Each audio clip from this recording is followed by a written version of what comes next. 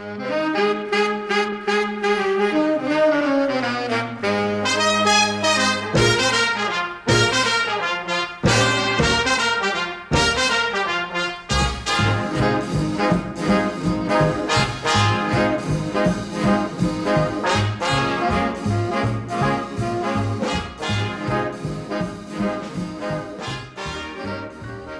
welcome to another edition of Nostalgia Alley. Really excited. We have a terrific guest. Before we get to our guest, to catch up on a little nostalgia, I recently acquired a show called Naked City, and I'm sure you guys out there remember that. It was from 1958 to 1963. What makes Naked City very, very unique is not only the acting and the stars, because you had Gene Hackman starting off, George C. Scott, Rod Steiger, Dustin Hoffman. All of the great stars got their start.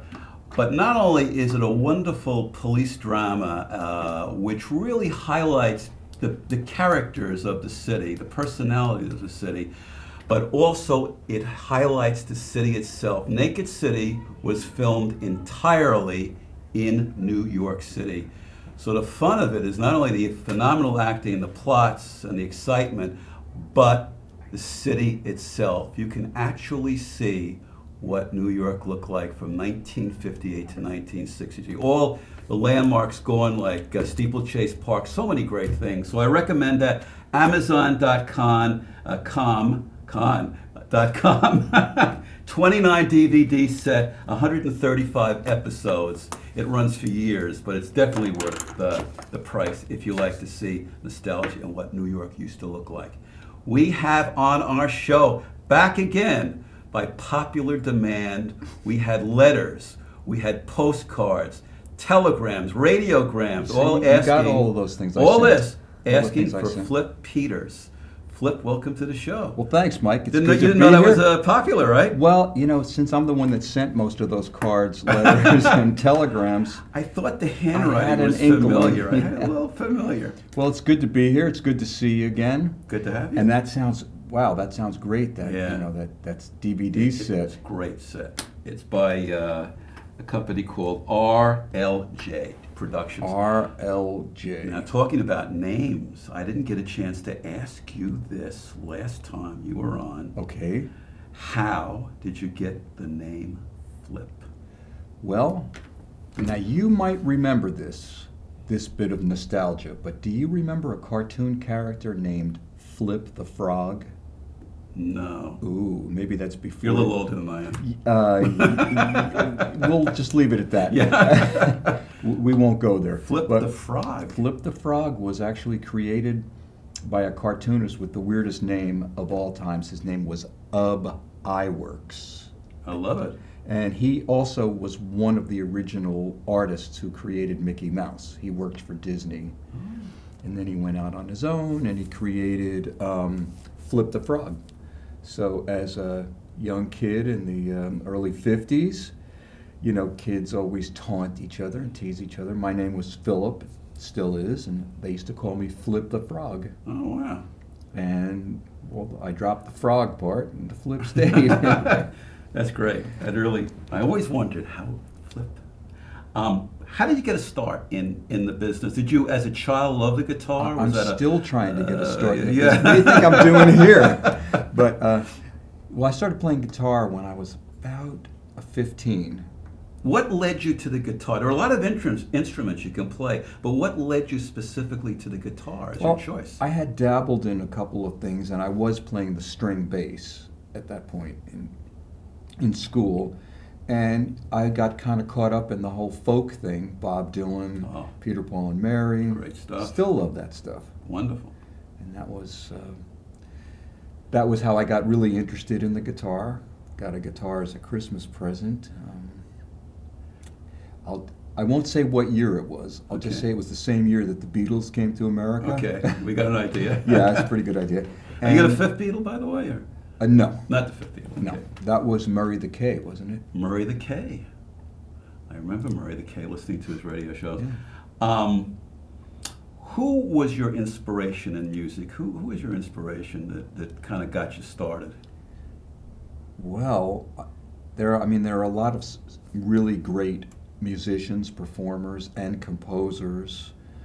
I would say one of my favorites, and this again goes back to the mid 60s, was Antonio Carlos Jobim, who wrote all those bossa novas.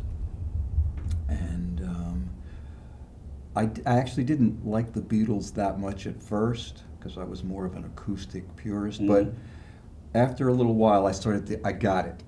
I started to get it and see past the screaming teenage girls, and I started to understand what they were doing. So, after that, they became kind of a. Is he still with us, by the way, or did he pass? Who's this? Your Jobim? idol, yeah. Oh, Jobim? No, he died. He died? Oh, he died quite a while ago. Oh, wow. I would say over 15 years ago.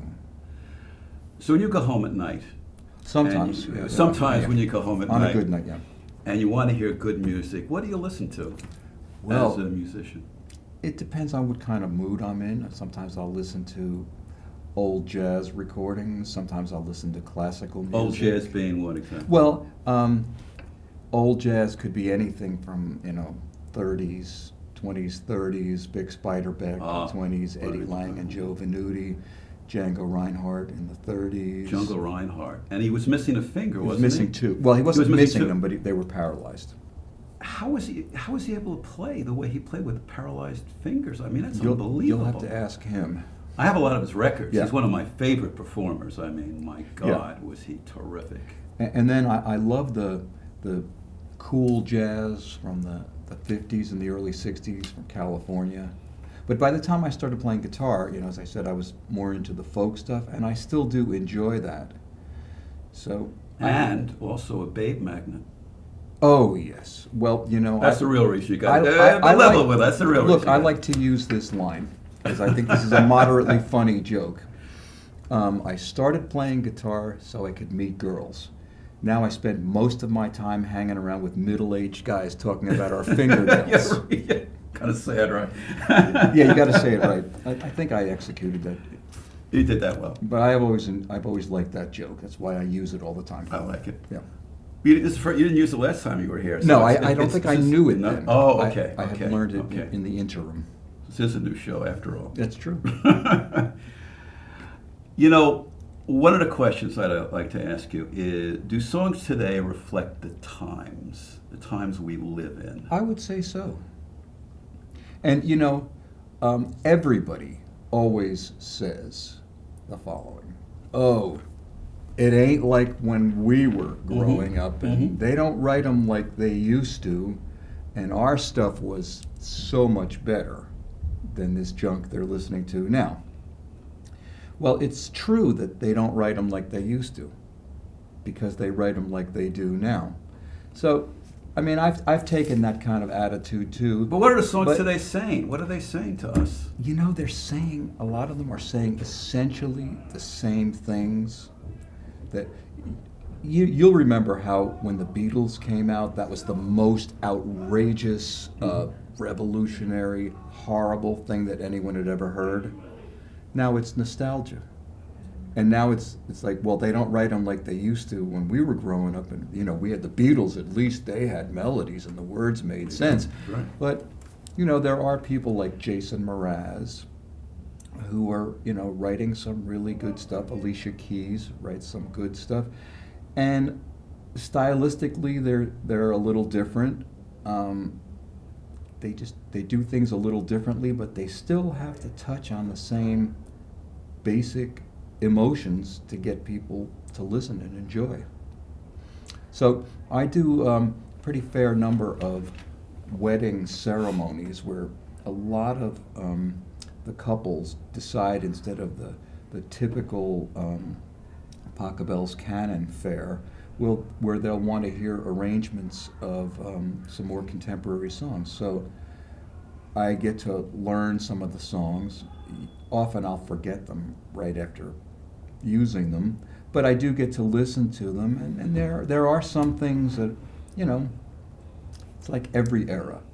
Not everything that was recorded in the 40s, 50s, 60s was a classic. Well, I remember like when the Beatles came out, you know, our parents said, "What's this trashy music? Of course. This is horrible. How can you listen Right. to It's not Glenn Miller. It's, you know, it's just trashy music." And that, of course, became the standard. I think the Yeah. Beatles are definitely as standard as any of the great composers like absolutely. Gershwin or Cole Porter. You know, their quality of song reflecting the times that they were in. I mean, it's just wonderful. And I think they were an amazing band. I mean, the way they played and sang together.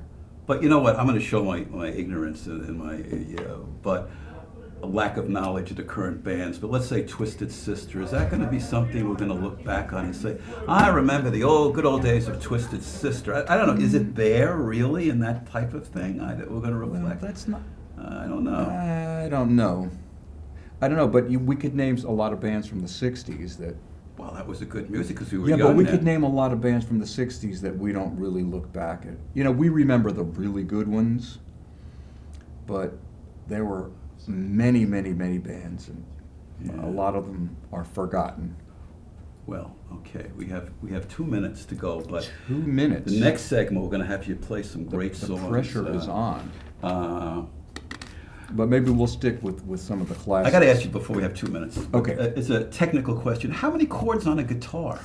How many chords on a guitar? I mean, is it a complicated instrument How to play? many stars are there in the sky? Is there that many? Well, They're basic chords for a guitar, right? it's- If you're starting off, or well, there's a basic group of chords that you can start off with where you'll be able to strum, you know, some songs and have a good time. Right.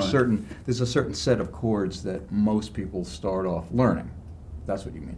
But without getting too technical, okay, I mean, basically a chord is a particular combination of 3 notes. And then you can build 4 notes and 5 notes. But the basic chord is a triad, 3 notes. Now there are 12 different musical notes. There are only 12 different notes. And you can build that triad on any one of the 12 notes. But any combination of those 3 notes, so they can really be sliced and diced in many different ways. Wow. And you can play one chord, say a C chord, and there isn't just one way to play it. The guitar is made to play chords, so there are many ways to play the same chord. and I know you teach guitar. We'll get into that later, but Does that sort of answer your question? well, it does. Without I getting never too knew about it. technical. I thought Triad was on Star Trek, but I'm Well- learning about these things. Anyway, we're going to take a break right now. When we get back, a real treat for everybody because Flip is going to play some great, great music. I'm talking about the classic, contemporary, everything you can imagine. So don't touch that dial. After 17 years working as a mason, Mike was laid off. I met him when he came into the library looking for help. He found a job opening, but the application was only online. Mike said he'd spent his entire life around tools, but had never used a computer. I showed him how, and he ended up applying for numerous jobs online. I saw Mike the other day. His new computer skills paid off. He's working again. New Jersey libraries are transforming lives. Tell us your story.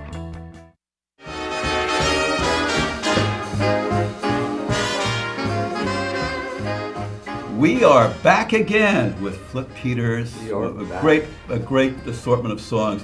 And in your honor, Flip, we don't do this to many people on the show. You have the official Perry Como stool. Whoa, what That's an honor that is. Yeah, absolutely. Now, is this a stool that Perry himself used? Absolutely. Perry was the absolute master of cool. And you're the master of cool. Well, no, Perry Yeah. was the master of cool. We spare no expense here at the studio. And usually it's that every expense is spared, I've noticed. Well, why don't you start us And off? every stone is left unturned. There you go. Okay, well, I know, Mike, that you are a fan of George and Ira Gershwin. Absolutely. As am I. So I picked a song that they wrote for the 1937 movie starring Fred and Ginger, not Fred and Ethel, Fred and Ginger. And it was called Let's Dance. Let's dance. Let's Dance, yeah. And no, Shall We Dance? Shall We It was Dance. called Shall We Dance. And the name of the song is, well, I won't tell you the name of the song Okay. because I think you'll recognize it when you hear it. I'm going to start with the verse. I It love goes the like this. verses. Things have come to a pretty pass. Our romance is growing flat. For you like this and the other, while I go for this and that. Goodness knows where the end will be. Well, I don't know where I'm at. It looks as though we two will never be one. Something must be done. You say either and I say either. You say neither and I say neither. Either, either, neither, neither. Let's call the whole thing off. You say potato, I say potato. You say tomato, I say tomato. Potato, potato, tomato, tomato. Let's call the whole thing off. But oh, if we call the whole thing off, then we must part. And oh, if we ever part, that might break my heart. So if you wear pajamas and I wear pajamas, I'll wear pajamas, give up pajamas. For we know we need each other, so we better call the calling off. Let's call the whole thing off.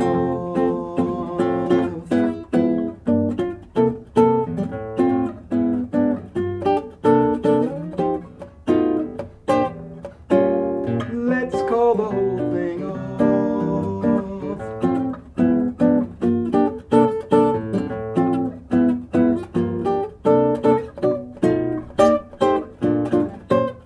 Let's call the whole thing off.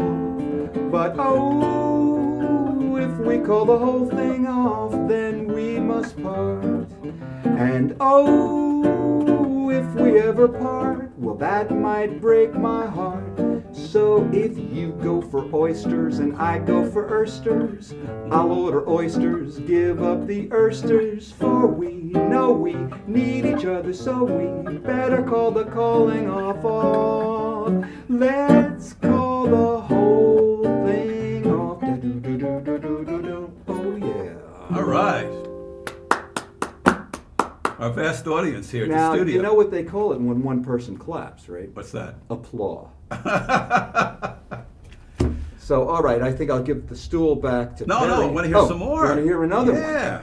Well, let's see. How about, let's go back now to 1934, a couple of years earlier. And I got to look at my cheat sheet over here. Okay. It was, well, I know it was Richard Smith and Felix Bernard. I couldn't remember Felix's first name. Okay. Felix Bernard and Richard Smith wrote a song called Winter Wonderland, which was first popularized by Guy Lombardo and his Royal Canadians. Mm-hmm. And it went like this. Sleigh bells ring, are you listening? In the lane, snow is glistening, a beautiful sight. We're happy tonight, walking in a winter wonderland. Gone away is the bluebird, here to stay is a new bird. He sings his love song as we go along, walking in a winter wonderland. In the meadow we can build a snowman and pretend that he's Parson Brown. He'll say, are you married? We'll say, no, man, but you can do the job while you're in town. Later on, we'll conspire as we dream by the fire to face unafraid the plans that we made, walking in a winter wonderland.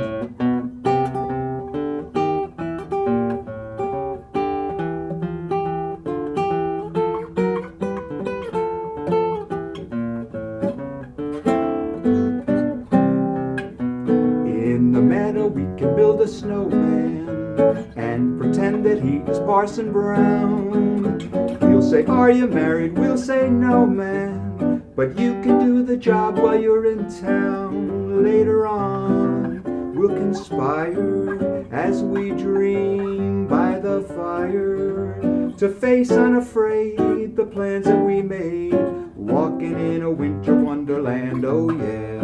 Walking in a winter wonderland, oh yeah. Walking in a winter wonderland. I have my overcoat on. It's terrific. Well, button up your overcoat when the wind is free. That's right. Okay. Yeah. Got another great one? You know, we mentioned Joe Beam before. Yes. As an idol of mine, as a songwriter and a singer, even though he wasn't really a great singer, He but had style. but he had a He had great style, and he style. was a great stylist on the piano, and he also played very good guitar. There's a video of him with Sinatra, where he's playing guitar, Sinatra singing. Sinatra, another Mr. Cool, smoking a cigarette while he's I singing. thought you were Mr. Cool. No, those guys are the real Mr. Okay. Cools. He's smoking a cigarette, picking pieces of tobacco off his tongue, you know. But here's probably the most famous song that most everybody recognizes of Joe Beam. It's "The Girl from Ipanema." Oh,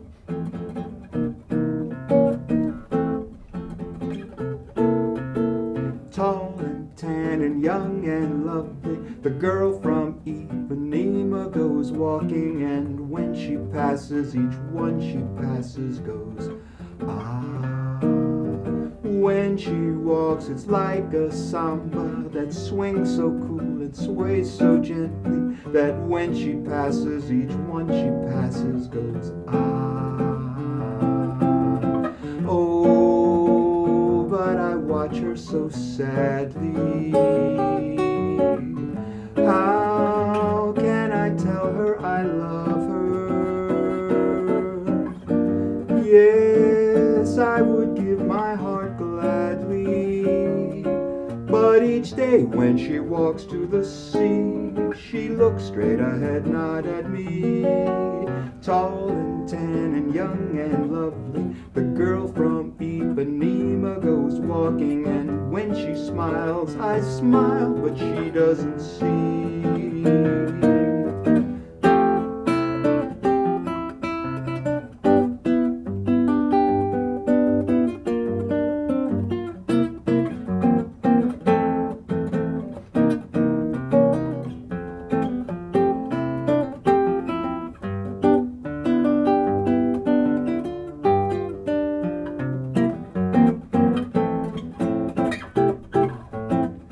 Oh, but I watch her so sadly. How can I tell her I love her? Yes, I would give my heart gladly, but each day when she walks to the sea, she looks straight ahead, not at me. Tall and tan and young and lovely, the girl from Ipanema goes walking, and when she passes, I smile, but she doesn't see. She just doesn't see. She just doesn't see.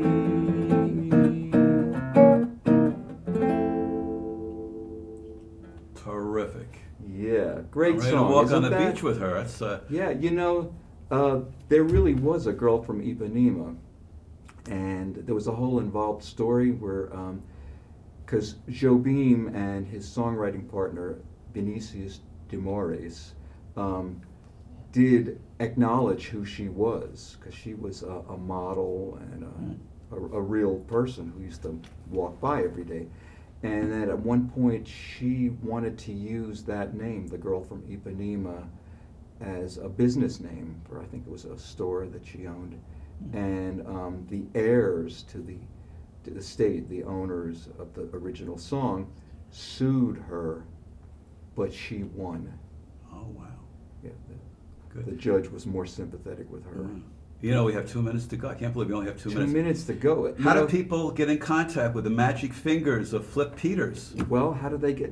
They can go to flippeters.com, Okay. which would be FLIPPETERS. Okay. .com. Now it's not Wilson though. Don't go to I flipwilson.com know. or flipthefrog.com. Flip the frog. Why don't you play us off with something really nostalgic and a good song to kind of end the show? And now the purple dusk of twilight time steals across the meadows of my heart. High up in the sky the little stars climb, always reminding me that we're apart. You wander down the lane and far away, leaving me a song that will not die. Love is now the stardust of yesterday, the memory of love gone by. Sometimes I wonder why I spend the lonely night dreaming of a song. That melody haunts my reverie, and I am once again with you when our love was new, and each kiss an inspiration. But that was long ago. Now my consolation is in the stardust of a song.